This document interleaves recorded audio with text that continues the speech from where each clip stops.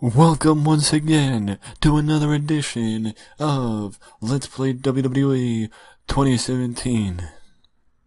Now I know, much like the invasion, this series had a good amount of momentum when I started, but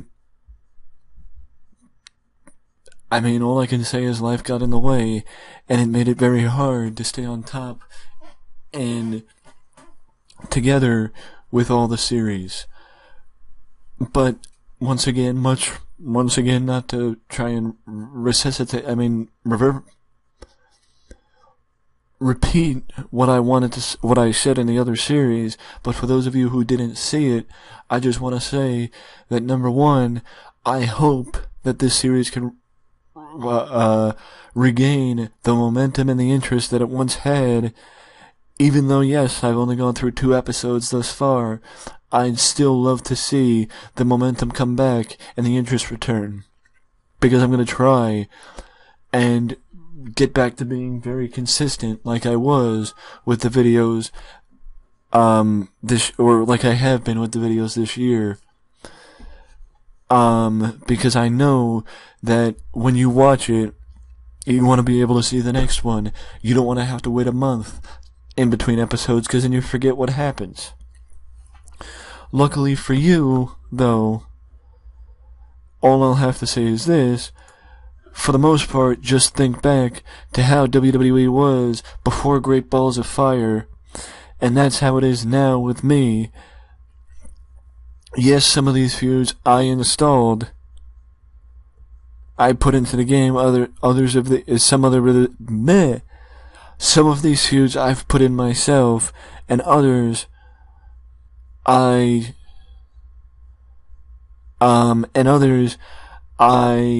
added in, like Elias versus Apollo Crews. Yes, it's happening now, but and also this one, and I know that if I would have done it before this past Monday night on Raw, I basically would have been ahead of WWE, but, you know, much like a lot of things I've done that WWE ended up doing, I did it first. I know. But either way... Oh wait, wrong one. This one. Either way, this is what the This is what the card looks like thus far for Great Balls of Fire. Yes, it is missing the women's title match between Sasha Banks and Alexa Bliss, and Enzo versus Big Cass. But other than that, that's pretty well, and also a match that's being made tonight. But that's the difficulty of having a show July week 2 instead of July week 1 a month. But that's why I mentioned when I first started this series, as I'm going to put forth one of the matches for Battleground. As I mentioned when I first started this series, it's necessarily annoying because, well, how do I put this? It's not necessarily annoying, because necessarily is not a word, I don't think. But I guess what I'm trying to say is the best way to put it out there is that it's annoying having so many pay-per-views, but it's beneficial because of the brand split. It's beneficial because of the brand split, but I prefer it like this, where you see... Okay, maybe not like that, but... Okay, this is strange. Well, basically, after SummerSlam, I don't know if I'm going to keep the 2 pay-per-views a month thing, because yes, I know WWE did it for the sake of the network. But I don't have to care about the network, and I think that... I just want to go back into it one more time. That I think that... having I think that having one pay-per-view a month instead of two would help the company tremendously, because I feel like it would help improve the company's overall, like, it would help improve the company's on-air product. You know what I mean? And with that being the case, I believe that if you can help the on-air product for the company, then, well, it would help improve everything. You know, like, if you can help improve the on-air product, then people would actually want to watch the pay-per-views. You know what I mean? I'm going to save the rest of the pre-booking for off-camera, and I'm going to get to this episode of Raw, because I'm also going to book SmackDown as well. And I'm just going to say this, that you all, I just want to say this before I get going, that in the last two episodes I have mentioned that I'm going to record SmackDown and Raw in the same episode, because of the fact that I feel like recording both at once instead of in separate episodes would help things move forward quicker and get deeper into the season, and instead of having a year go by in real time and only be 6 months into it, maybe 6 months will go by and we'll be a year into it. But either way, the first match was Rich Swann versus Noam Dar, and Rich Swann got the victory, and the babyfaces keep it going with Lindsay Dorado going against Tony Nese and getting the win. And then we have Kurt Hawkins against Tyler Cintron. Tyler Cintron had a tryout match against Hawkins on the pre-show, and also, well, Kurt got the win, because Hawkins deserves a win every now and again. And I know, it doesn't mean as much not being on television. It means just as much. 85? What the hell? What the... Well, basically, Rollins talks about the bumpy road he's been on since WrestleMania, and how WrestleMania was supposed to be the start of something bigger when he would become a major star in the WWE again, and officially put his knee injury behind him. But he's done, in a way, the exact opposite of that. And just as he continues, The Miz comes out, and this is when I basically give them control of the segment. I give Miz let Miz unscripted. The Bo and Curtis don't say much. They say some. They say a little bit, but they don't say much. But Miz comes out and takes control of the segment, and this leads to our first match, Miz and Seth Rollins. And this also leads to this opening segment, and this match leads to Seth's involvement in the feud with Dean in a different way than just having him, in a different way than WWE did it. But that's not it. Seth gets attacked by Miz, Bo, and Curtis on a 3-on-1 assault. No Dean. Much like last week when Dean got attacked.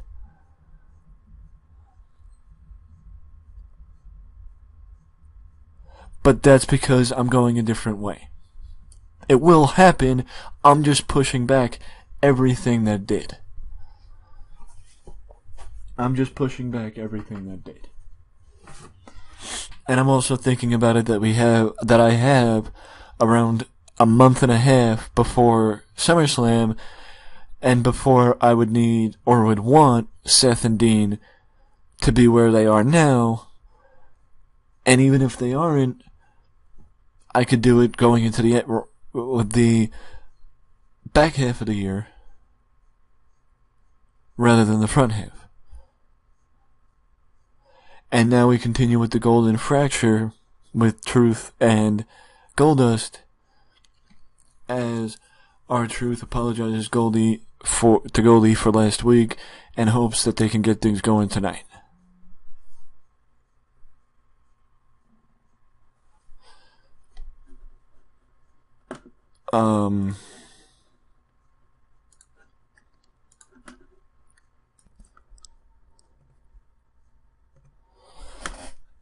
Well, I mean,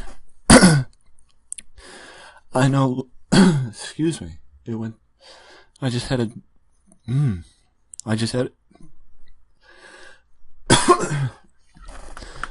had a drink and it went down the wrong pipe. But, either way, I know this match really, for lack of a better word, maybe, brings down the show, but I mean, there's no other way Alexa Bliss is going to get better if I don't let her compete. And now Alexa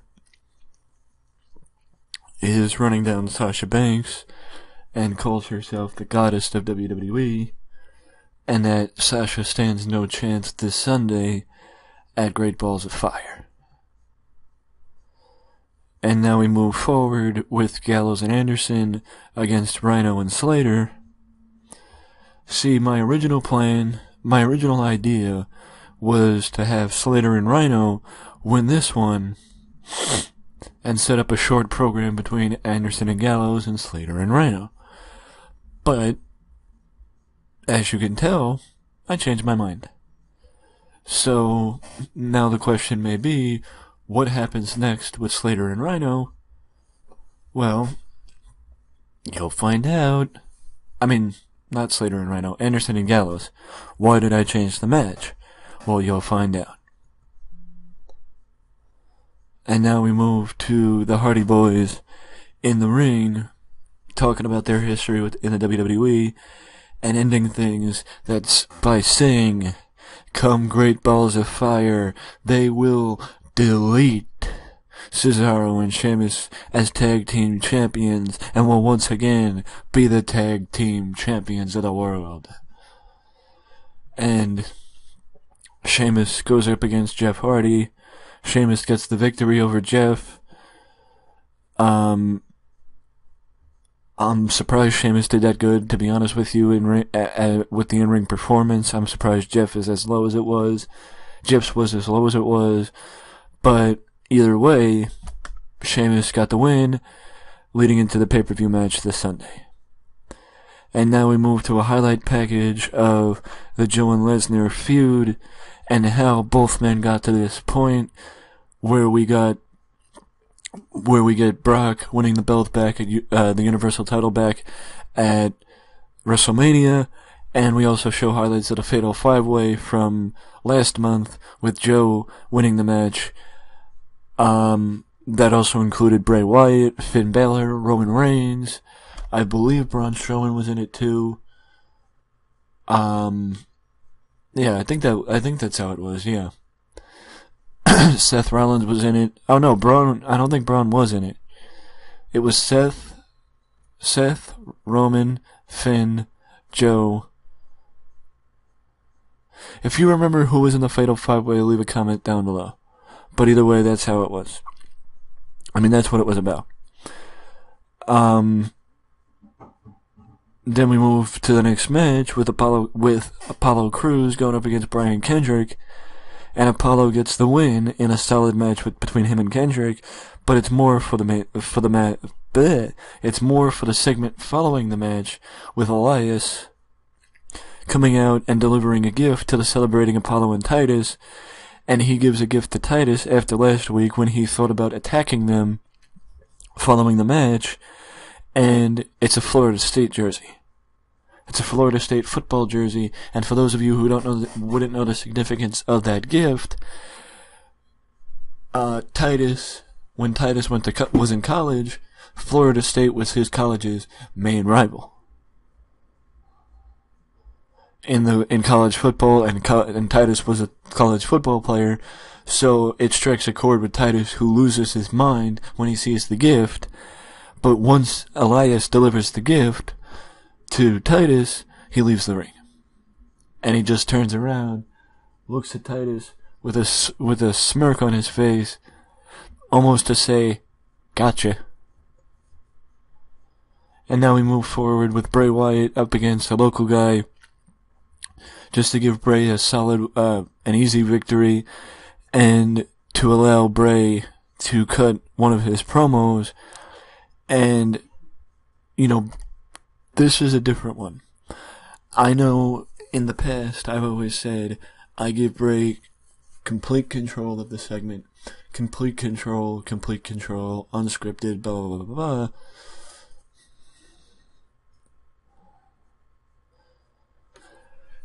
And I would give Bray the ability to come up with what he says. But as far as the underlying side of the promo, that's on me. And what it would be about is that Bray is calling out the dark side, the demon of Finn Balor. He's calling out Finn's dark side, and he's saying that Finn is putting forth a facade, that the Finn Balor we see isn't the real Finn Balor, and that he's trying to make the real Finn Balor come out and show that he's nothing more than a fake, a facade. And that's why he attacked him last week. Basically, the point, I would use this promo to drill home the point that Bray thinks Finn is a fake. That he attacked him to prove that Finn has a dark side, that Finn isn't all sunshine and rainbows, and that he is what he tries to hide from. He is the demon.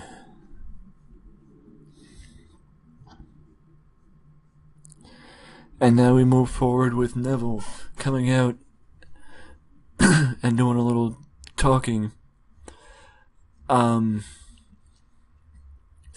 mean, I know I typically have said, oh, this is said, that's said, but I mean, I guess all I can say is Neville would cut one of his normal promos before he gets interrupted by Kalisto, and Kalisto says, "You may think you've beaten everybody, but you've never beaten me." But then Arya Daivari comes out, and Daivari just says, "Look, Kalisto, you think you can come out here and just throw your name in the hat and automatically get a title shot? Well, you're not going to be able to do that, because I'm not going to let you jump over me and leapfrog me in the title picture, because I deserve the shot ahead of you, because you've done nothing but be put forth as a joke and a waste and a loser. And I'm not going to be leapfrogged by a loser." Which obviously leads to a match between Kalisto and Arya Daivari, and Kalisto wins with the Salida del Sol, but has a face-off with Neville, with Kalisto wanting the Cruiserweight title, and you hear Neville say it loud enough you hear Neville say, "You won't beat me because I'm the king of the cruiserweights." He says that loud enough for us to hear him without a microphone. And he walks away, but then turns around and says, "You'll just be another statistic in my reign of terror." And then we move forward to the next match. Okay, that's a little,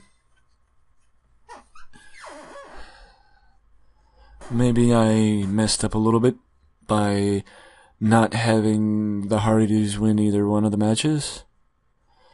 But what are you going to do? You know, what are you going to do? But either way, Cesaro and Sheamus get the victories tonight. And that opens the door, you know, I mean, thinking of it in a positive way, this opens the door now to make people think, are the Hardys going to win at the pay-per-view? They just lost both of the matches. They can't lose at the pay-per-view too. We'll see what happens. But either way, this match may have been a little bit unnecessary. But, and I probably could have done it a different way. But, what are you going to do?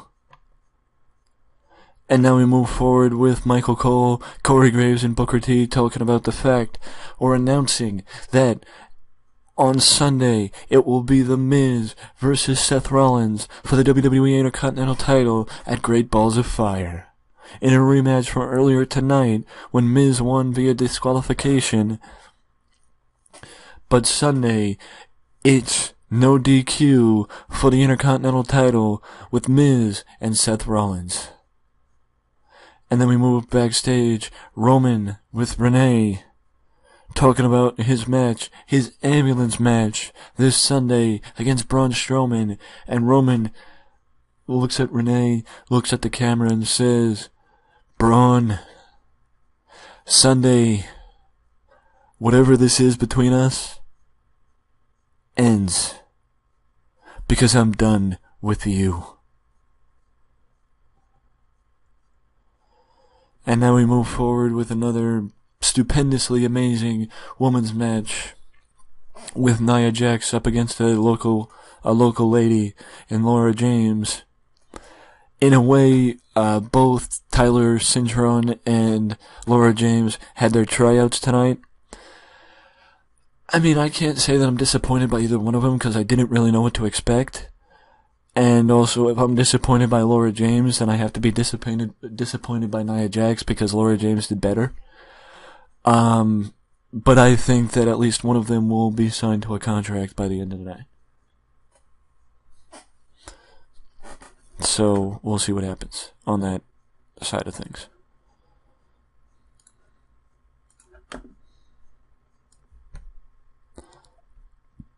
Then moving forward, we move to that.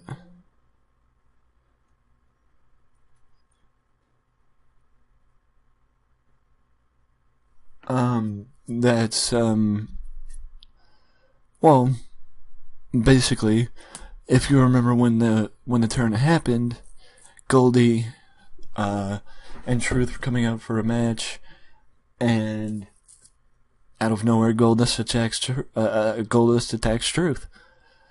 So, you know, that's what happened here. You know, just, you want to, I mean, I know I'm supposed to be giving detail upon detail upon detail of what happened, but, you know, it's just like it was in real life.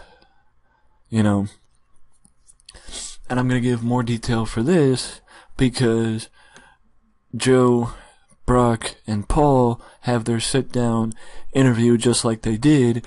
Both guys are in separate locations, and Brock is provoking Joe. Joe gets pissed off, in no uncertain terms, almost calls Brock a pussy, and then starts going to look for him. Joe is stopped by agents and guards, and then he realizes Brock's in the arena. And he starts trying to find Brock. He's opening up doors. He's looking through. He's trying to find Brock. He finally finds Brock, and he's yelling and screaming and seething to get at Brock Lesnar, but is being held back by an army, almost an army of agents and security guards. A few of them, he punches down, hits to get down to try and get off of him to get at Brock Lesnar, and Brock's just sitting there, he's smirking, he's grinning, and he's doing the, almost like Brock's the heel and Joe's the babyface. But either way, I know, oh, this is, you're just booking like WWE did.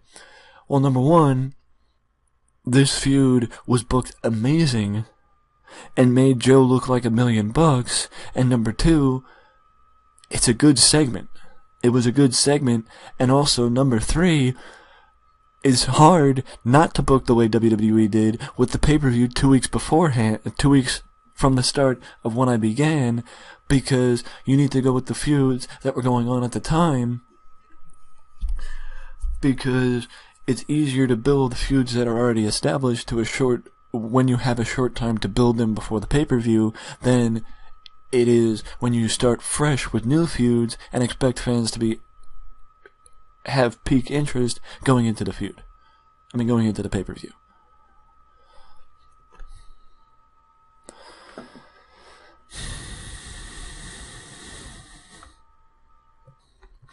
I need a minute. Because, once again, the main event crapped out. Yes, some might say, oh, why are you going to give Big Cass a loss before his big pay-per-view match? Well, number one, look who distracted him. Number two, the ending segment, with Big Cass calling out Kurt Angle and demanding a match against Enzo at Great Balls of Fire to rid WWE of the Enzo Amore problem. And Kurt accepts Cass's demands, but then says to Big Cass, "Don't you ever demand anything from me. You ask. Because I am your boss. I'm not below you."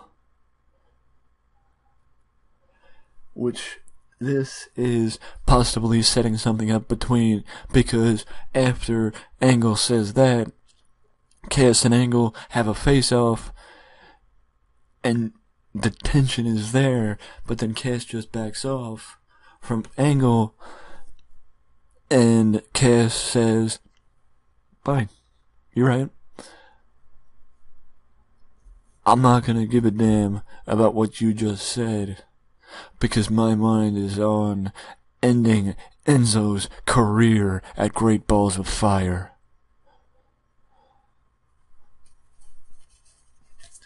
And ridding the WWE of that problem. So that's the reason why the main event ended the way it did. Unfortunately, once again, look what happened. No wonder why WWE made John Cena a free agent. And I will also say that, well, I guess this means that Samoa Joe and Brock Lesnar can't carry all the weight for the show. Yes, Cesaro, Sheamus and Jeff Hardy, Bray Wyatt, they did good, but there's no doubt in my mind, well, also Miz and Seth Rollins did good at the beginning of the show with their 2 segments, or 3 segments, but there's no doubt in my mind that the 2 biggest guys on the show that helped the show the most were Joe and Brock Lesnar.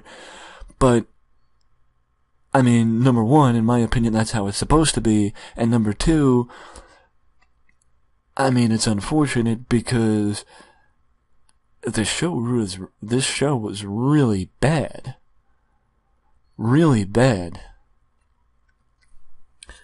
But I'm also gonna say this, with the half hour mark catching up to us, and almost here for this episode, I think next episode will be SmackDown and Raw, or maybe the pay-per-view and Raw, but in some form or fashion, next time it will be a dual show episode, because I honestly do think that doing 2 shows in one episode, 2 shows in one video, let's say, will make things move faster, but I also have to not talk so much before I start before I start going through the show, because the first 10 minutes of this video was just me recapping and setting everything up for this episode and talking about this series, because it's been a month since I did this series. So, with that being said, the next video of this series will be SmackDown, and hopefully the next time around I'll be able to do Raw and SmackDown, or Raw and the pay-per-view together in the video. And maybe I'll do the same thing. I mean, it's a little harder to do SmackDown because of the gap between Tuesday and Sunday, but maybe that's what I'll do. Every time a pay-per-view comes around, I'll do the pay-per-view and Raw, the Raw following, in the same video. So, basically what I'm saying is, we'll see what happens, but I'm gonna try and combine shows together in one video every now and again to try and speed things up and get further in quicker than I normally do. But with that being said, let me know in the comment section below if you think this episode of Raw was better than the game leads on. Yes, we did increase in popularity in 16 regions, but unfortunately we lost popularity in 23. So I don't really know how good this show was, but I do believe that it should have been better than a 67, in my opinion. But let me know down in the comment section below what you think. And as always, because as always, feedback is more than welcomed and appreciated. And also let me know if you think John Cena should move over to Raw before he did actually. But if you don't want to leave a comment, you can always leave a like and subscribe to the channel for more content just like this that you can only find right here at Wrestling Express. Till next time. Later.